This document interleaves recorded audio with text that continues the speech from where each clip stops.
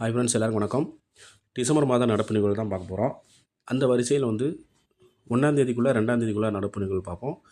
உலக எய்ட்ஸ் விழிப்புணர்வு தினம் எப்போது அப்படின்னா டிசம்பர் 1. சரிங்களா?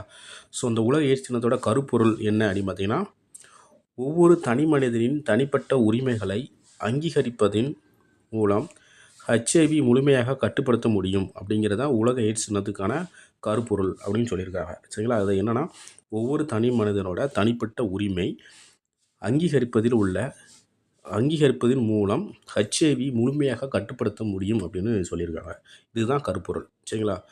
அடுத்து பார்த்திங்கன்னா, இரண்டாவது, ஆக்சிஸ்-4 என்ற இஸ்ரோ நாசா கூட்டு திட்டத்தின்படி ககன்யான் திட்டம் விண்வெளி வீரர்கள் சுபன்பாகு சுக்லா, பிரசாத், பாலகிருஷ்ண நாயர் போன்ற முதற்கட்ட பயிற்சி முடிச்சிருக்கிறாங்க. சரிங்களா? இஸ்ரோ நாசாவோட கூட்டு திட்டம் எது அப்படின்னு பார்த்தீங்கன்னா ஆக்சி-4. சரிங்களா? இஸ்ரோ நாசாவோட கூட்டு திட்டம் அப்படின்னா ஆக்சி-4. ஸோ அது ரிலேட்டடாக தான் ககன்யான் திட்டம் விண்வெளி வீரர்கள் விண்வெளிக்கு அனுப்புகிறாங்க. ஸோ அவங்க முதற்கட்ட பயிற்சி முடிச்சிருக்காங்க. இப்போ அடுத்தது, குடியரசுத் தலைவர் திரௌபதி முர்மு ஒரு 4 நாள் பயணமாக தமிழகம் வந்தார். ஸோ எங்கே அப்படின்னு நீலகிரியில் உள்ள உதகை மாவட்டத்துக்கு வந்திருக்காங்க. அடுத்து பார்த்திங்கன்னா, புயல் பாதிப்பு தொடர்பான மாநில உதவி எண் எதுன்னு பார்த்தீங்கன்னா 1070. புயல் பாதிப்பு தொடர்பான மாநில உதவி எண்ணா 1070. அதே மாதிரி சென்னை மாநகராட்சிக்கு 1913 என்ற உதவி எண் மூலம் தகவல் அளிக்கலாம் அப்படின்னு சொல்லியிருக்கிறாங்க. அடுத்ததாக 5ஆம் கொஸ்டின், காப்பீடு திட்டத்தில் இணைய தேவையான சான்றை வேளாண்மை தோட்டக்கலைத்துறை உதவி அலுவலரிடமிருந்து பெற்றுக்கொள்ளலாம் அப்படின்னு சொல்லியிருக்கிறாங்க. சரிங்களா? ஏன்னா நமக்கு ஒரு காப்பீடு திட்டத்தில் இணையணும் அப்படிங்காண்டி ஒரு சான்று வேணும்னா அது யார்கிட்ட கையெழுத்து வாங்கணும்னா தோட்டக்கலைத்துறை உதவி அலுவலர்கிட்ட வாங்கிக்கலாம். இதுக்கு முன்னாடி யார்கிட்ட வாங்கிட்டு இருந்தாங்கன்னா விஏஓட்ட மட்டும் தான் வாங்கிட்டு இருந்தாங்க. இப்போ எக்ஸ்ட்ரா இவங்ககிட்ட வாங்கலாம் அப்படின்னு சொல்லியிருக்கிறாங்க. சரிங்களா?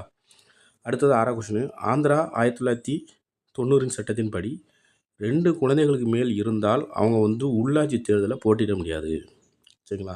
2 குழந்தைக்கு மேலே இருந்துச்சுன்னா ஆந்திராவில் 1990 சட்டத்தின்படி அவங்க உள்ளாட்சி தேர்தலில் போட்டியிட முடியாதுன்னு அப்படின்னு சொல்லியிருக்காங்க. அதே மாதிரி மோக்ஷா சட்டம் 1999 இயற்றப்பட்டது. அது எந்த மாநிலத்தினா மகாராஷ்டிராவில் இயற்றப்பட்டது. சரிங்களா? மோக்ஷா சட்டம் 1999 மகாராஷ்டிரா.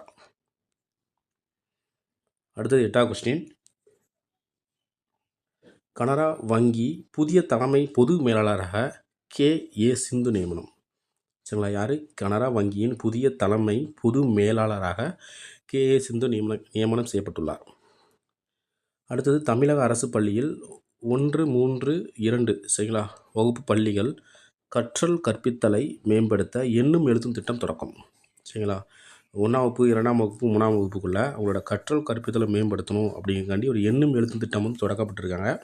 மொத்தம் எத்தனை பள்ளிகள் தேர்வு பார்த்தீங்கன்னா 5096 பள்ளிகள் இதில் தேர்வு செய்யப்பட்டிருக்காங்க.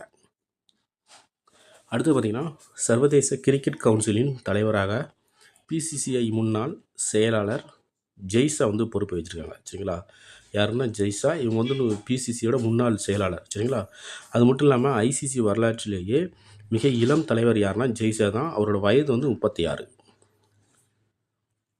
அடுத்தது 11ஆம் கொஸ்டின், உலகளாவிய வர்த்தக பரிவர்த்தனைக்கு அமெரிக்க டாலர் பயன்படுத்தப்படுகிறது. சரிங்களா? இது மேக்ஸிமம் தெரிஞ்ச விஷயம் தான். வர்த்தக பரிவர்த்தனைக்கு அமெரிக்க டாலர் தான் யூஸ் பண்ணுறாங்க.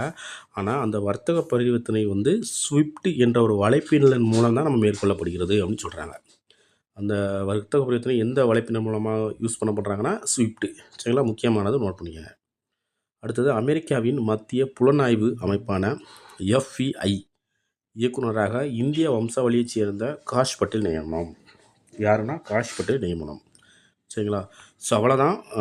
டிசம்பருக்குள்ளே 1, 2க்குள்ளே கரண்ட் அஃபேர்ஸ் அவ்வளோதான். தேங்க்யூ.